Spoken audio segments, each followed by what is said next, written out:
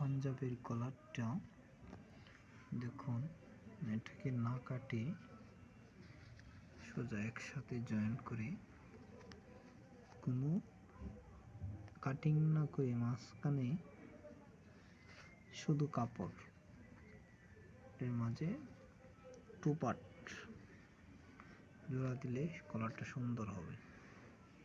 দেখতে চান তাহলে আমি একটু হাতে আবার দেখাই আপনাদেরকে।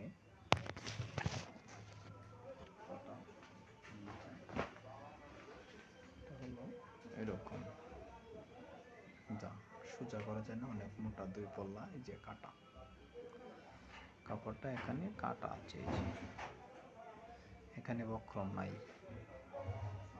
লাগাইলে সুন্দর হবে। দুই পল্লা দিতে হবে এবং শক্ত হবে। মান খুব সুন্দর, কপালটা জুব্বা।